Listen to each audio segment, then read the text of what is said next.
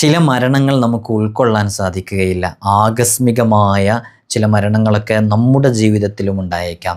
നമ്മുടെ വേണ്ടപ്പെട്ടവരൊക്കെ, നമ്മുടെ മക്കളൊക്കെ മരണപ്പെട്ടു പോകുന്നത്, പെട്ടെന്ന് മാതാപിതാക്കൾ മരണപ്പെട്ടു പോകുന്നത്, ഇത് കേൾക്കുന്നവരുടെ കൂട്ടത്തിലൊക്കെ അങ്ങനെയൊരു വേദനയും നൊമ്പരവും ഒക്കെ ഹൃദയത്തിൽ ഇങ്ങനെ ഉണങ്ങാതെ നിൽക്കുന്നവരുണ്ടാകും. മരണപ്പെട്ടു പോയവർക്ക് വേണ്ടി നമുക്ക് ചെയ്തു കൊടുക്കാൻ പറ്റുന്ന ഏറ്റവും ഉത്തമമായ കർമ്മം എന്ന് പറയുന്നത് വിശുദ്ധ ഖുർആൻ പാരായണം ചെയ്ത് അവർക്ക് വേണ്ടി ദുആ ചെയ്യലാണല്ലോ.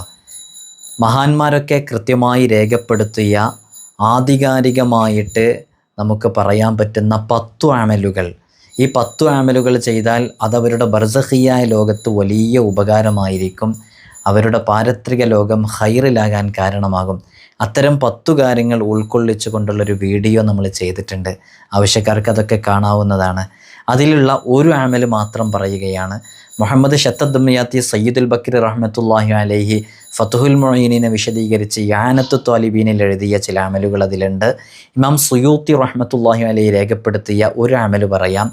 സൂറത്തു തകാസുർ ഉൾപ്പെടെയുള്ള സൂറത്തുൽ ഫാത്തിഹ, ഇഖ്ലാസ് ഇങ്ങനെയുള്ള ചില പ്രത്യേക സൂറത്തുകൾ ഓതിയിട്ട് അല്ലാഹുമ്മ ഇന്നി ഖദ് ജഅൽതു സവാബ മാ ഖറഅതു മിൻ കലാമിക ലി അഹ്ലിൽ മഖാബിരി മിനൽ മുഅ്മിനീന വൽ മുഅ്മിനാത്ത് എന്ന് പറഞ്ഞ് പ്രത്യേകം ദുആ ചെയ്താൽ ആ മഖ്ബറയിൽ, ആ പള്ളി മൈതാനിയിൽ അന്ത്യവിശ്രമം കൊള്ളുന്ന എല്ലാവരും നാളെ അവന് വേണ്ടി പ്രത്യേകം ശുപാർശ ചെയ്യും, ഷഫാഅത്ത് ചെയ്യുമെന്ന് സുയൂത്തി റഹ്മത്തുള്ളാഹി അലൈഹി രേഖപ്പെടുത്തി വച്ചിരിക്കുകയാണ്.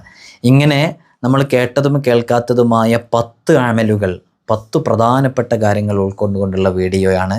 അത് നമ്മുടെ വേണ്ടപ്പെട്ടവർക്ക് നമുക്ക് ചെയ്താൽ നമ്മൾ ഇന്ന് ചെയ്യുന്നോ നമുക്കത് തിരിച്ചു ലഭിക്കുമെന്നുള്ളത് ഉറപ്പാണല്ലോ. നമുക്കൊക്കെ ചെയ്യാം. അള്ളാഹു നമ്മിൽ നിന്ന് വിട പറഞ്ഞു പോയവരുടെ ഖബർ സ്വർഗ്ഗപൂങ്കാവനമാക്കി കൊടുക്കട്ടെ.